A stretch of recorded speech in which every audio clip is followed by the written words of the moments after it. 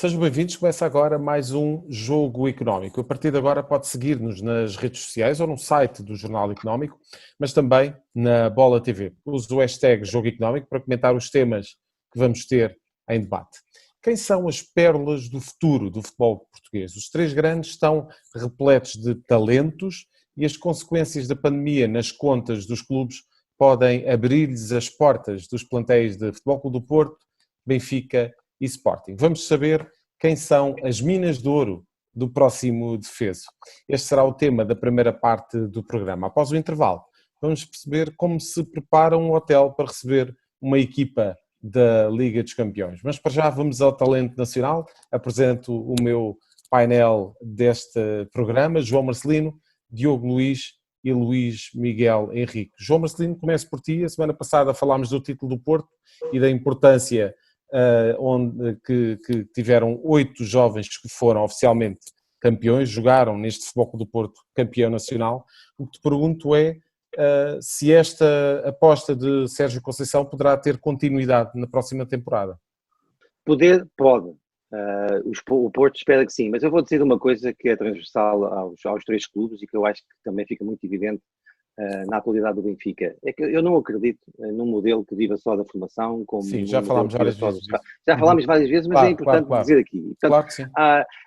Eu sou contra os radicalismos e acho que do ponto de vista da gestão desportiva eles não fazem sentido. Portanto, há 3 pilares: scouting, formação, atenção ao mercado nacional, que devem ser geridas obviamente com bom senso, no sentido de construir boas equipas. E, portanto, não há equipas que apostam nos jovens como nos velhos, apostam sempre nos melhores jogadores. Eu acho que aquilo que podemos, para começar a responder à tua pergunta, dizer a propósito do Futebol do Porto é que o Sérgio Conceição geriu o seu grupo de trabalho sem olhar à idade dos jogadores. E, portanto, meteu sempre a jogar os melhores. E, neste momento, os jovens, com toda a qualidade que têm, ainda não eram os melhores para ser titulares. Eu acho que isso vai mudar um bocadinho nos próximos meses, porque, efetivamente, no Futebol do Porto é possível identificar 2 ou 3 jogadores que têm, 1 ou 2 podem ser titulares e os 3 terão muitos minutos. Quem são, na tua opinião? Olha, o Fábio Vieira, o Romário Baró e o Vítor Ferreira, o Vitinha. Esses 3. O Fábio Silva é um grande talento, há um ano era comparado, digamos, ao João Félix, que é uma comparação um bocadinho desmedida. Tem 18 anos, também é mais novo, os outros estamos a falar de jogadores na casa dos 20, 21, e é preciso não confundir. A gente fala às vezes os jovens, é um chapéu que vai desde os 16 anos, dos 17 do Joelson do Sporting até aos 21, 22 dos 21 dos Diogos centrais do Futebol do Porto. Portanto, é um chapéu, e nesses 3, 4 anos cabe às vezes um mundo de experiências e de formação e de tranquilidade em campo. E, portanto, eu, respondendo à tua pergunta, acho que o Porto tem, neste momento, em termos globais, o maior número de jogadores para poder ser aproveitados, mas essa transição vai ter que ser feita lentamente e à medida daquilo que a equipa vai requerendo. Luís Miguel Henrique, esta geração que ganhou a Youth League da Liga dos Campeões teria de ser necessariamente aproveitada, não é? Pode ser aproveitada de 2 formas, e vais bater sem querer, vais bater no tema que eu queria trazer, que pode ser aproveitada desportivamente, mas também pode haver a tentação de limpar o balanço com relativa facilidade, na medida em que estes jogadores, ao terem entrado a vida de formação, o valor não estão refletidos nos ativos, mas a venda vai fazer melhorar muito rapidamente.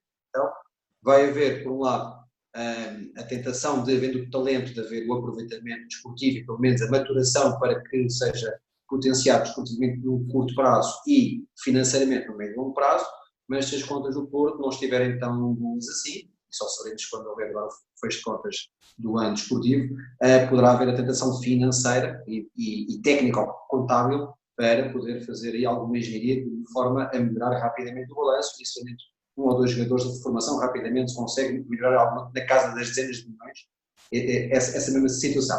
Há uma coisa importante que eu também queria trazer e que o João trouxe, que tem a ver com uma coisa, em primeiro lugar. Esta janela dos 17, 18 anos aos 22, 23 é uma janela de grande risco. Isto é, muitas vezes há potencial e ele não explode, e outras vezes há jogadores que passam completamente ao lado e aparecem aos 21, 22, 23 anos. Portanto, as pessoas têm que perceber isso. Há muita pressão mediática de há alguns anos esta parte sobre os processos de formação, sobre os treinadores, sobre as administrações da SAD, como se tudo vivesse apenas disso, e não é.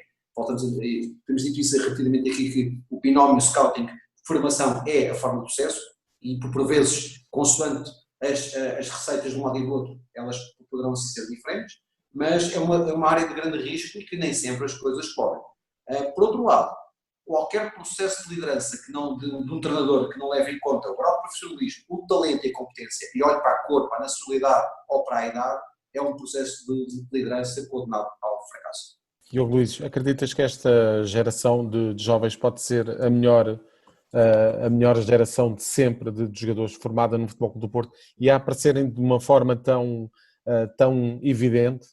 Não sei, isso é difícil de comparar. O que me parece é que há aqui jogadores com muita qualidade e ainda devemos juntar aqui o Diogo Dalot, que entretanto já foi vendido e que o Porto pouco utilizou. E possivelmente irá ser vendido no Manchester United porque infelizmente não tem tido muitas oportunidades. E o Ruben Neves? E o Ruben Neves, exatamente. E o André Silva também. Exatamente. Portanto, estamos a falar aqui de um conjunto de jogadores que têm um enorme potencial. Claro que vão ter mais oportunidades também pelo contexto em que estamos inseridos, mas eu destacava aqui 4 pontos importantes. Em primeiro lugar, muito mais do que olhar para a idade, eu olho para a qualidade. E os treinadores têm que perceber isso. Se o jogador tem qualidade, tem que disputar o lugar com os outros. Pode não ter a maturidade de outros jogadores, mas aqueles 3, 4 anos que o João e o Miguel falavam são suficientes para eles poderem adquirir a tal maturidade competitiva e perceberem como é que se podem ou não posicionar face a um plantel que já existe e que já tem experiência. Depois é um contexto favorável à evolução.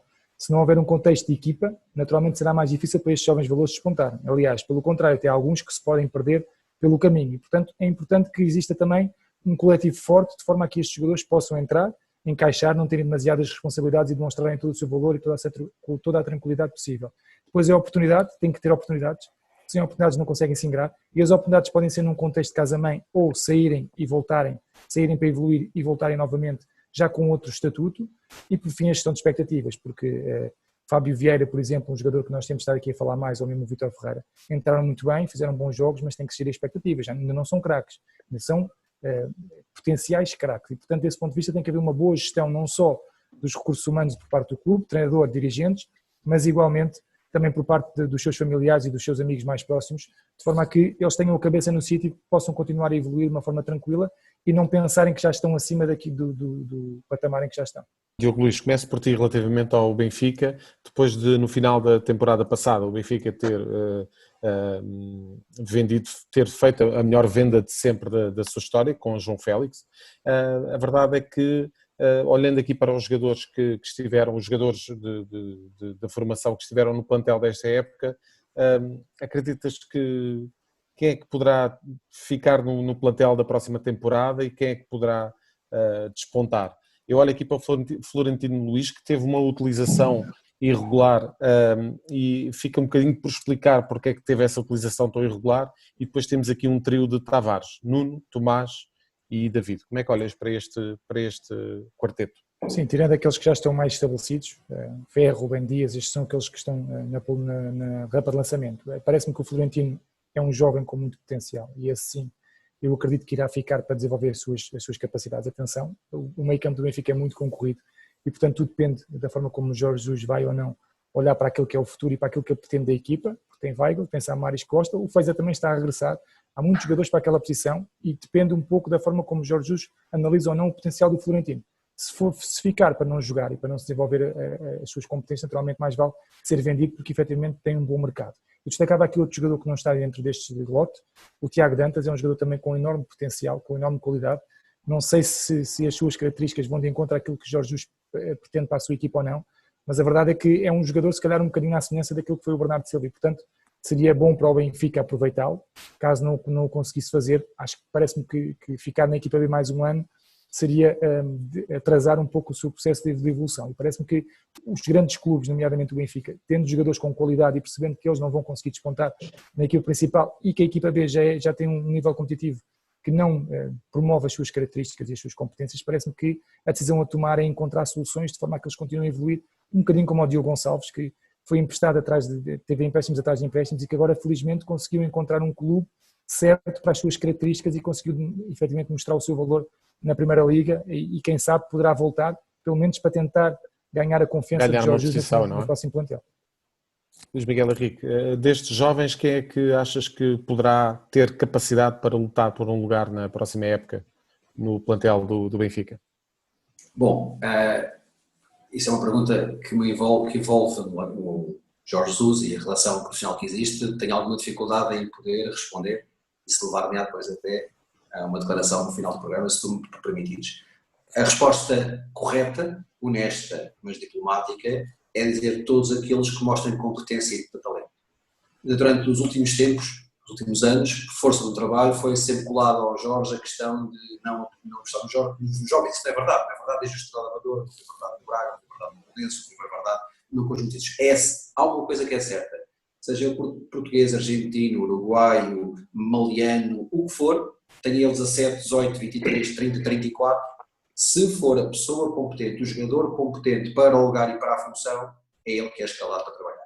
É isso. Essa é a resposta que eu sei e esta de quem me acompanha, o futuro treinador do Benfica desde 1999 a 2000, com toda a sinceridade. João Marcelino, desta juventude, quem é que tu achas que poderá conseguir agarrar um lugar no plantel? É difícil responder essa pergunta porque nós não sabemos. Eu tenho a intuição de que a revolução no plantel do Benfica vai ser profunda e vai aumentar a qualidade e, portanto, o próximo ano vai ser mais difícil para os jovens. Ou seja, uma coisa é estar-me a fazer essa pergunta e eu tomar como referência a atualidade atual e então responder-te e vou responder. Em relação àquilo que vai ser a próxima temporada, eu acho que o Benfica com certeza não vai fazer esse esforço no Jorge Jesus para depois não lhe dar algumas das várias coisas que ele quer ter, portanto o cenário vai aumentar a dificuldade. Eu diria que os jogadores mais talentosos que vêm de baixo são o Tiago Dantas e o Gonçalo Ramos. O Tiago Dantas é um médio com uma criatividade extraordinária, que tem 19 anos, o Gonçalo Ramos é uma espécie de segundo avançado e portanto estaria, por exemplo, se me perguntasse, eu acharia que o Gonçalo Ramos é aquele que podia entrar mais facilmente na equipa, porque ele joga na posição do Chiquinho, mas obviamente que essa posição, fala-se agora, pode vir a ser ocupada pelo Bruno Henrique, e portanto se vier a ser ocupada por um jogador desses, não há a possibilidade de concorrer a pré-ocupado. Portanto, o cenário do próximo ano é mais difícil, mas eu vejo bastante talento também do Benfica, portanto além desses dois, eu diria que talvez aqueles que podem ter mais possibilidades com Jorge Jesus é o Diogo Gonçalves, que vai regressar e pode ser uma opção para a defesa de direito, por exemplo, para concorrer na posição de defesa de direito. O Nuno Santos, que vem do Moreirense, também parece um ótimo jogador, fez uma boa temporada, 12 jogos a titulares, um gol e uma assistência, e repito aquilo que disse aqui o Luís Miguel Henrique, dizer-se que o Jorge Jesus não aposta nos jovens é uma mentira que muitas vezes é repetida e que acaba por fazer caminho, mas por exemplo o Reinier tem 18 anos, já está no Real Madrid, jogou o ano passado no Flamengo muitas vezes, este ano por exemplo o Lincoln, o terceiro ponta de lança tem 19 anos e mesmo os dois que estão à frente dele, o Pedro e o Gabigol, têm 23, portanto a questão é, os bons tendem a jogar, os outros, eu não vou falar do Florentino, do Jota, do Nuno Tavares, porque já estavam, desses, claramente o Florentino é o único que eu vejo com possibilidade de fazer parte do plantel de um grande Benfica. Em relação aos que vêm de baixo, eu ainda diria que o Paulo Bernardo é muito pouco conhecido, mas é um jogador que com o Jorge Jesus é capaz de ter algumas possibilidades de ficar no plantel médio. João, começo já por ti para terminarmos então com o Sporting e o Ruben Amorim aproveitou esta ponta final de temporada, estas últimas jornadas para testar aqui alguns jovens e perceber de facto até que ponto é que poderão lutar por um lugar no plantel deste Sporting. Já falámos aqui várias vezes de Eduardo Quaresma, de Nuno Mendes, Mateus Nunes, a forma como tem tido tantos minutos agora no meio campo do Sporting. Destes jovens, quem é que Ruben Amorim poderá claramente agarrar, que é para ser titular ou pelo menos muito utilizado na próxima época? Eu acredito que o Nuno Mendes, até porque a contratação do Antunes para a defesa esquerda pressupõe que o Acunha irá sair. Portanto, parece-me que o Sporting claramente descobre que em Nuno Mendes haverá potencial para ser titular na próxima temporada. Todos os outros tenho algumas dúvidas e aquilo que nós vemos nas primeiras contratações do Sporting, tanto o Adam para a baliza, como o Federal para a defesa central, como, por exemplo, por este Antunes que eu falei agora, todos os jogadores na casa dos 30 anos. Portanto, a realidade do Sporting, à sua medida, que é a medida das suas possibilidades financeiras, também vai mudar. E isso vai dificultar a afirmação de mais jovens, para além daqueles que já estão afirmados, o Max da baliza, o Giovane, mas que basicamente também já não é um jovem, tem 22 tem 22 anos, mas eu creio que o Sporting, tal como o Luís Miguel Henriques falava há pouco, a propósito do futebol do Porto, também pode cair na tentação de melhorar bastante as suas contas. E eu, por exemplo, há pouco não referi isso, mas eu acho que o Fábio Silva e um dos Diogos centrais, tanto o Leite como o Queiroz, que está no Moscron, correm, entre aspas, os riscos de serem transferidos no Sporting, e se poderá passar-se também em relação a 2 ou 3 jogadores. O Sporting precisa de fazer qualquer coisa como 60 milhões de euros neste defeso, verba de Mateus Pereira à parte, e portanto nós vamos assistir a algumas saídas. O Sporting tem jovens talentosos, eu diria que aquele que mais talento possui é aquele que foi menos mostrado, que é o Joelson, mas ainda há pouco tempo líamos que havia clubes como o Arsenal que estariam teoricamente dispostos a bater a cláusula dos 45 milhões, não sabemos se é verdade, se não, se é algum exagero da imprensa. Agora eu diria que ninguém espera que no Sporting como no Porto que haja mais do que jovens a aumentar minutos e 1 ou 2 a conseguirem um lugar da equipe. Luís Miguel, há talento em Alvalade para ser otimista, para quem é sportinguista, naturalmente? Há talento e há talento, isto é, há talento nos jogadores e há talento no treinador. O Ruben é com certeza e tem tudo, está a construir um processo muito recente, muito jovem, mas de uma afirmação muito rápida e para mim, talvez possa ser no Sporting aquilo que o Sérgio Conceição foi em determinado momento no Porto. Tem condições para fazer isso. O que é engraçado ver que no próximo ano nós temos Jorge Jesus de um lado, Ruben Amorim e Sérgio Conceição do outro, o que até há aqui um campeonato que corre por fora em relação ao mestre e os seus discípulos para acompanhar. Em relação à questão do Sporting, mais uma vez, o João também já se antecipou, acho que vai haver ali também a necessidade / tentação de vender um ou outro jogador de formação. E se porventura for o Joelson, poderá perder esse talento, mas também guardar outros, porque a escala de dinheiro que será de fazer é considerável.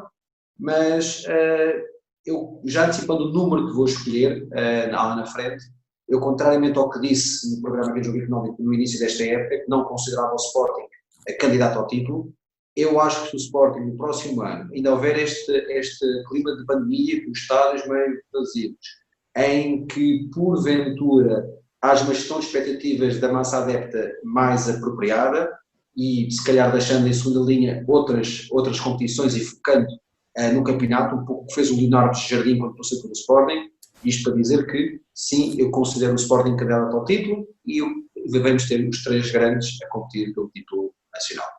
Ricardo, deixa-me só dizer que na próxima temporada o campeonato, a Liga, tem um outro aliciente, que vão 2 equipas diretas à Liga dos Campeões. Exatamente. À pré-eliminatória. Portanto, o objetivo é ser campeão, é sempre o grande objetivo, mas para os clubes o objetivo é ficar num daqueles 2 lugares que dão, no caso do Benfica e do Porto, 42 milhões logo à partida, no caso do Sporting, 24 milhões. E é um bom aliciente. Diogo Luís, como é que vês este talento do Sporting? Olha, vejo com bons olhos. Se calhar há 2 meses atrás não via muito deste talento. Via o Gonçalo Plata aqui entrando de uma forma intermitente. Agora já vejo muito mais jogadores. Isto tem a ver com os fatores que eu iniciei há pouco, a qualidade. Existe a qualidade e o Ruben Amorim reconheceu-a. O contexto foi favorável porque estamos num contexto de pandemia e, portanto, os jogadores libertaram-se. Não tinham a pressão de ter que jogar com os adeptos e que muitos dos jogadores estavam a gerir mal essa pressão. Deu-lhes oportunidades e eles mostraram valor. E depois tem a ver também com a gestão de expectativas que falou aqui o Miguel e o próprio João. É a gestão de expectativas, é eles perceberem que têm que continuar jogo a jogo e o Ruben Amorim parece-me que passa bem essa mensagem. Portanto, existe aqui um contexto favorável. Destes 5, deixa-me dizer que aquele que mais me enche o olho, para mim, é o Mateus Nunes. Claramente entrou no meio campo, tem feito grandes jogos, tem tido prestações fantásticas naquele meio campo, tem agarrado o meio campo não só a defender, mas também a atacar. E, portanto, se continuar com esta evolução, eu acredito que o Sporting vai ter aqui um grande trunfo ao próximo ano, em termos esportivos e também em termos financeiros. Depois, naturalmente, tens o Gonçalo Plata, que fica mais no olho. O Eduardo Quaresma também apareceu bem, mas eu destaco o Mateus Nunes porque eu praticamente não tinha ouvido falar dele, não o reconhecia, não tinha visto grandes jogos e a verdade é que me encheu o olho pelas exibições em crescente que veio fazendo. O Ruben Amorim também o disse, começou tímido e depois foi agarrando o lugar e sempre a jogando de uma forma diferente e sempre com muita personalidade. Muito bem, já a seguir vamos então perceber como é que os hotéis em Lisboa se estão a preparar para receber as equipas da Champions League. É já a seguir. Ações e obrigações. Investimento e poupança. BCE e FED. Resultados e empresas. Análise e gráficos. analisamos isto tudo e muito mais todas as semanas no Mercados em Ação do Jornal Económico. Temos analistas de topo em estúdio e em direto de Londres, Washington e de vários pontos do globo. No Espaço Empresas, convidamos líderes de negócios que marcam a diferença em Portugal e lá fora. Contribuímos ainda para a literacia financeira com a palavra da semana. Não percam Mercados em Ação nos sites e nas redes sociais do Jornal Económico.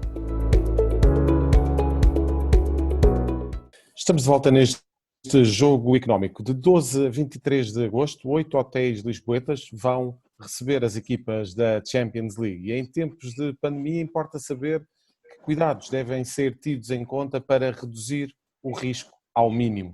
Elmar Derkic, diretor-geral do Lisbon Marriott Hotel, é o convidado deste jogo económico. Muito obrigado, Elmar, pela presença neste jogo económico. O que começo por lhe pedir é um breve resumo de como é que foi todo o processo de escolha para chegar. Enfim, o Lisbon Marriott Hotel não vai receber nenhuma equipa da Champions, apesar de ter entrado nesse processo. Gostaria que nos explicasse um bocadinho como é que decorreu todo esse processo. Em primeiro lugar, muito obrigado pelo convite. É um grande prazer ter a possibilidade. Obrigado, nós. Um pouco pedido que quando Lisboa recebe o Champions League aqui, e pediram para 14 hotéis aqui na zona de Lisboa, mas também na zona de Cascais, e todos estes hotéis precisavam ter a estrutura para acolher estas 8 equipas. Que é importante, acho, para a UEFA, é importante que estes hotéis tenham uma experiência a acolher este tipo de negócio. É um negócio, é um bom negócio, mas também não é tão fácil. Não é fácil, durante épocas normais, mas ainda um pouco mais complicado agora. Mas foi pedido 14 hotéis. Infelizmente, nós não recebemos uma equipa, ok? É a vida, mas também vamos sobreviver com isso. E nós temos a esperança de receber, por fim, alguns sponsors, alguns a prensa e todas estas coisas também são clientes que vão vir a Lisboa. Portanto, não irão receber nenhuma equipe, isso já é definitivo, mas o Lisbon Marriott Hotel poderá receber imprensa e, portanto, pessoas que estarão envolvidas então em toda a organização. O que lhe pergunto é quais são os desafios, e está há 7 anos à frente do Lisbon Marriott Hotel, já recebeu algumas das mais importantes equipas da Europa, quando a sua estada em Lisboa para os Jogos Europeus. O que lhe pergunto é quais são os principais desafios de receber estes emblemas e, como referiu há pouco, em tempos de pandemia, de que forma, o que é que acresce essa especificidade de receber estas grandes equipas? Eu acho o mais importante é a preparação destas visitas. E, geralmente, especialmente as equipas que são no Champions League, têm a experiência e têm também uma estrutura. Geralmente, nas equipas, existe sempre uma equipa que está a preparar a viagem e a estadia da equipa, e depois também sempre tem uma agência de viagem que ajuda para arranjar tudo. Como sabemos, o hotel é parte importante, mas não é tudo também. A agência de viagem precisa preparar os aviões, os transferes e depois também os transferes para os estádios e para os jogos. E este para nós é importante. E aqui também equipas que têm um nível diferente de preparação. Eu lembro algumas equipas, quando nós recebemos antes da estadia, antes da primeira visita, um livro com 60 páginas com todas as coisas que precisam. Mas começa, como entra nas equipas, da parte de segurança, sempre querem ter, muitas vezes, querem ter uma separação dos clientes normais, elevadores separados, pisos separados, e depois também as coisas que precisam para as comidas. O buffet, por exemplo, está completamente fora de hipótese, não é? É daquelas situações... Indo aos pormenores, a questão do buffet é uma questão que está completamente fora de hipótese, ou então tem que haver uma reformulação do conceito, não é? Sim. Não, claro, estes buffets normalmente são mortos, está claro.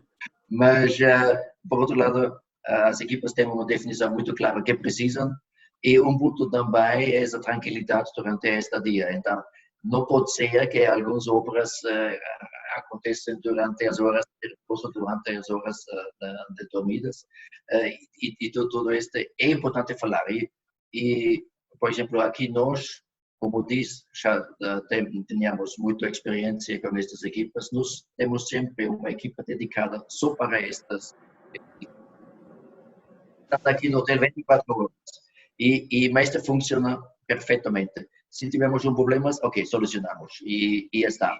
Mas também é uma das exigências destas equipas.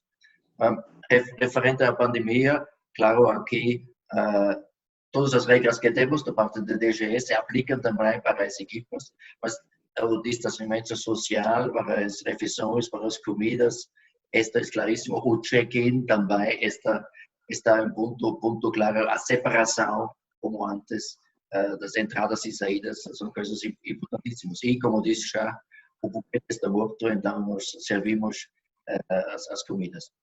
Diogo Luís, quando os jogadores estão num ambiente desse, ainda por cima num país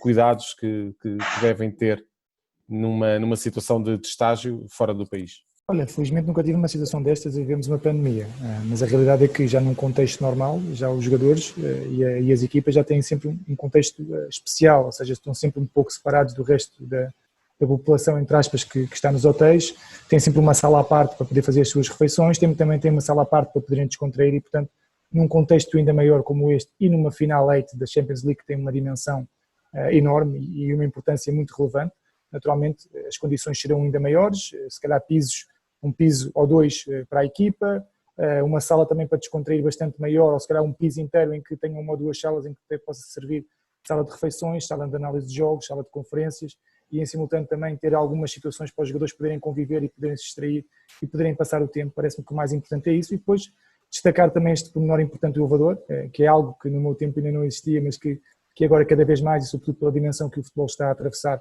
está a adquirir cada vez maior. Um elevador só para a equipa e, portanto, os jogadores sentem-se confortáveis num contexto de pandemia em poder tocar nos botões.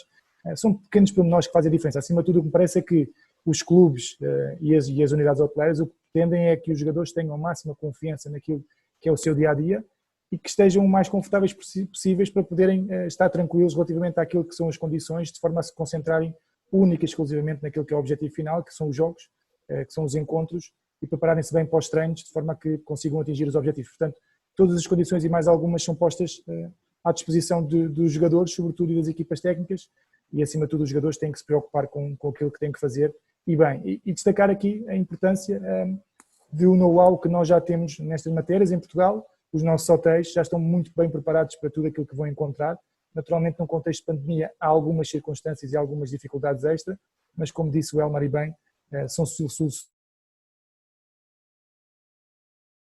E, sobretudo, acho que a UEFA sente-se muito confortável por a prova de estar em Portugal, porque sabe que as coisas, em termos organizacionais, vão correr muito bem. Luís Miguel Henrique, e até que ponto é que receber uma equipa da Champions pode ficar com o tal selo clean and safe? Se somos seguros o suficiente para receber uma equipa da Champions, somos seguros o suficiente para receber turistas dos mais diferentes pontos? Esse será, se calhar, o grande objetivo e, por outro lado, o grande desafio estratégico de tudo isto do lado do turismo, não é?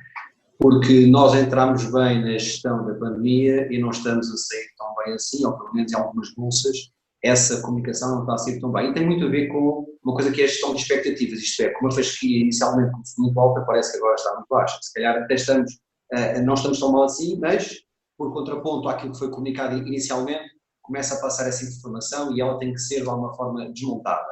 E nada como ter um evento desta dimensão mediática e publicitária para poder, num curto espaço de tempo, desfazer esta imagem, esta comunicação que começa a agarrar-se, nomeadamente algumas zonas, como, por exemplo, a Lisboa, a Grande Lisboa e o Algarve. Acho que sim, acho que os hotéis, o turismo, os operadores poderão ter um papel muito decisivo, porque também são os principais beneficiários a médio e longo prazo, de aproveitarem esta oportunidade para se mostrar à Europa e ao mundo que as pessoas poderão ver, porque estão aqui como profissionais competentes e capazes e estão as coisas a ser devidamente tratadas, que apesar no clima pandémico, a vida tem que prosseguir e nós estamos preparados para os receber. É assim, João Marcelino, venham daí, este é o país seguro. Bem, essa é a mensagem que nós gostaríamos que passasse. É evidente que sim, essa é a principal mais-valia de ter conseguido trazer a Final 8 da Champions League para Portugal. Deixa-me dizer-te que, ao nível dos hotéis, eu já coincidi 2 vezes nos Estados Unidos em hotéis que serviam a NBA e a Liga também de futebol norte-americana, de futebol normal, não é aquela espécie de rugby, não é o soccer. E portanto, além de todas estas especificidades que é preciso ter, eles têm que ter portas por onde passa, por onde, por exemplo, tenha que passar o jogador mais alto sem dobrar os ombros, quer dizer que as portas têm que estar a 2,50 m, 2,60 m, as camas também têm que ser especiais, portanto, receber uma equipa de alta competição do futebol é um bocadinho mais fácil, com certeza, do que isto, dos Estados Unidos, mas eu acho que nós temos know-how instalado tanto a esse nível, como por exemplo nas instalações esportivas, já sabemos, as equipas também já estão distribuídas pelos centros de estágio, Alcochete, Seixal, da Casa Pia, enfim, por aí fora. Acho que sim, que temos todas as condições e, sobretudo, para nós, portugueses, para a sociedade portuguesa, a mensagem mais importante é essa, ou seja, de que neste contexto em que os nossos números, como sabemos, não têm sido bons,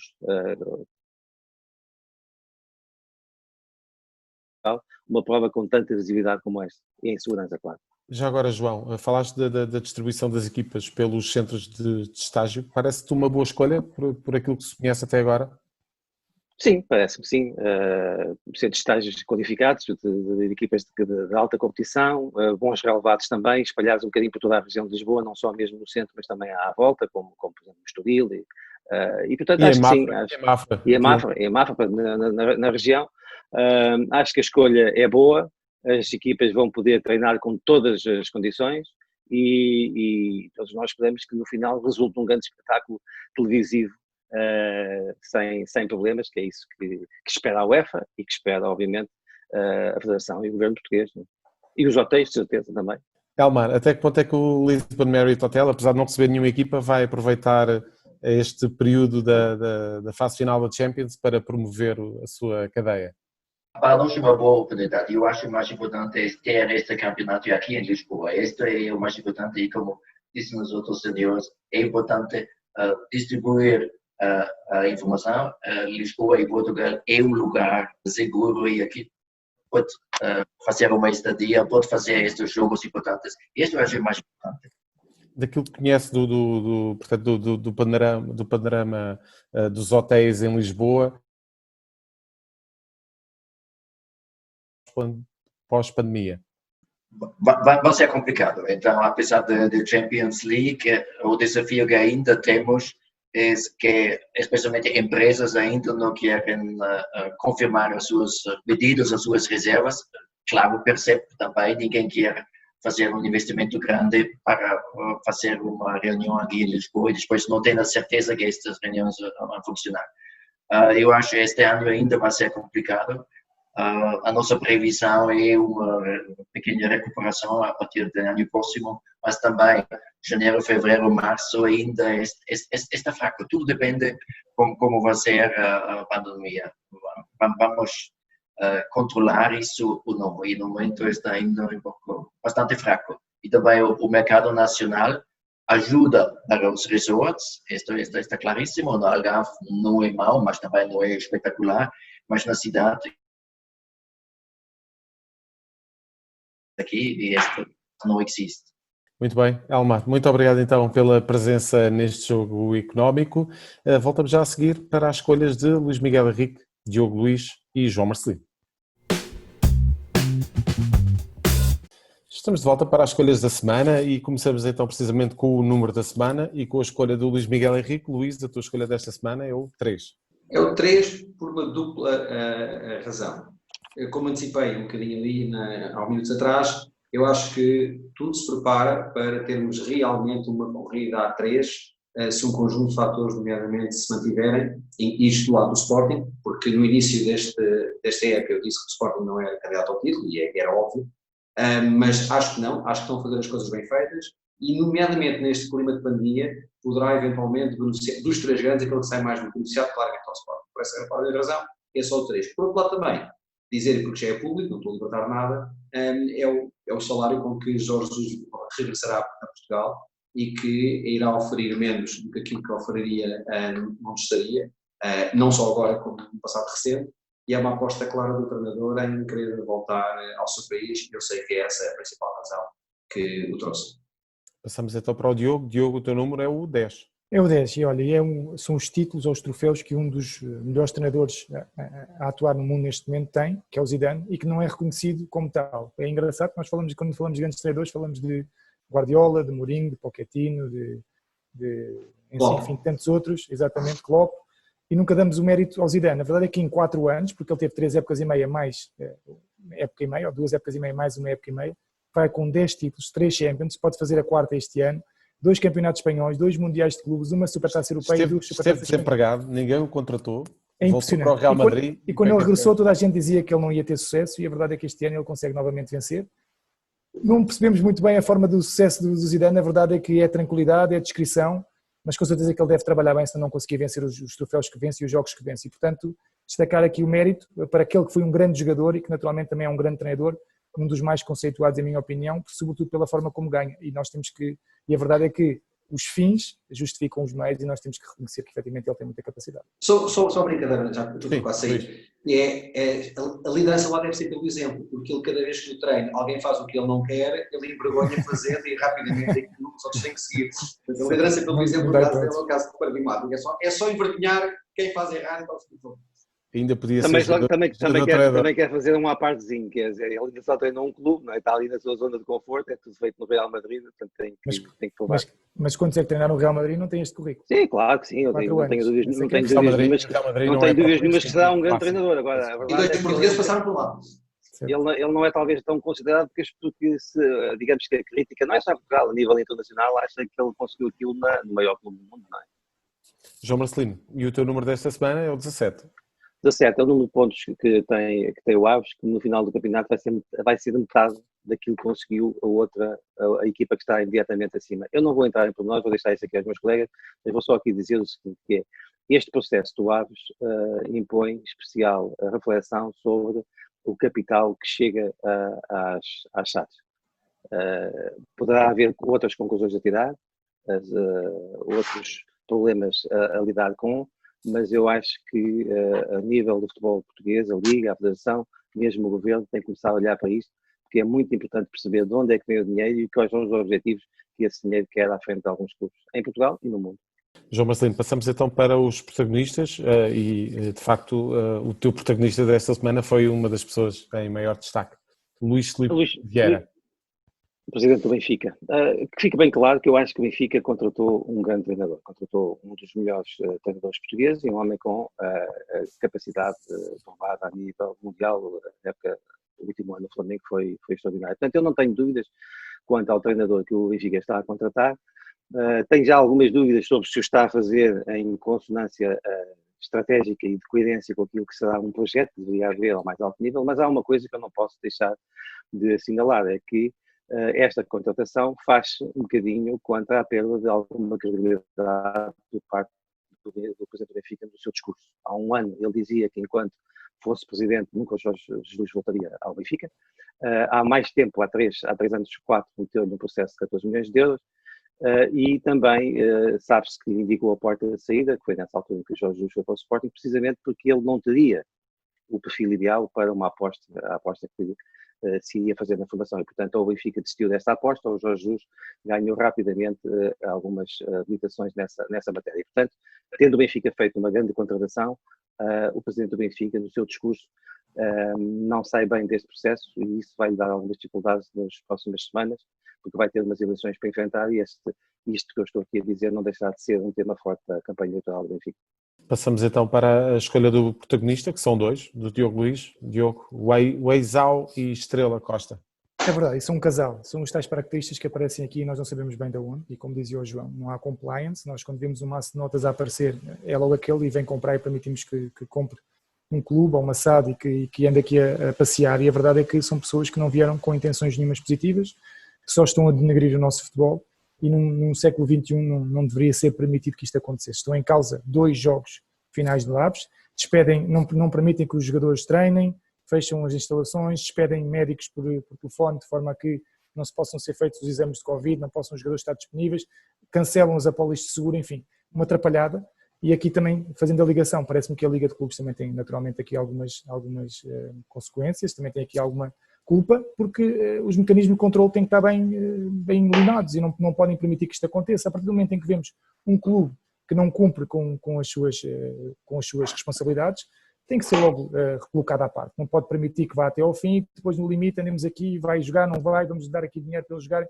Enfim, parece-me que tem que haver aqui controle, tem que haver regras, e a partir do momento em que as regras forem cumpridas, vamos acreditar que isto não vai acontecer muitas vezes.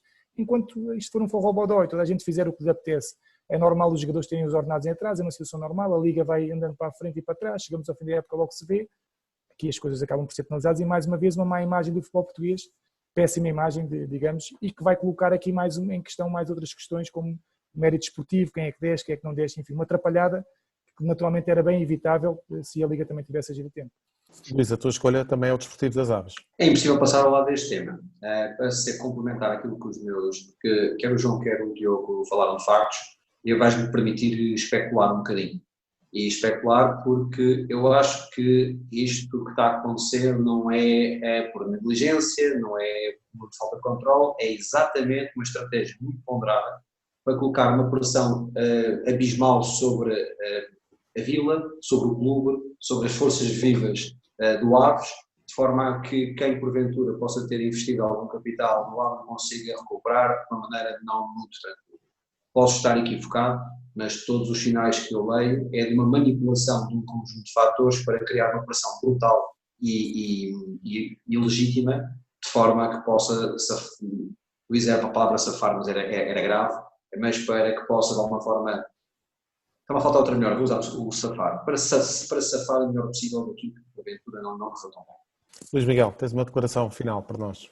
Tenho, é com muita pena minha, estou aqui desde o primeiro dia, mas fruto de incompatibilidades deontológicas que a muito breve trecho irão acontecer, eu sempre estive aqui de forma livre, espontânea, sem qualquer tipo de amarra e sempre disse aquilo que pensava a cada momento. Porventura, por deveres profissionais nos próximos dias, isso poderia deixar de acontecer e eu não quero ficar limitado na minha opinião, nem constrangido de alguma forma com o programa e os meus colegas, porque o pacto que houve desde sempre é que cada um dizia o que pensava de forma totalmente livre e dono da sua opinião.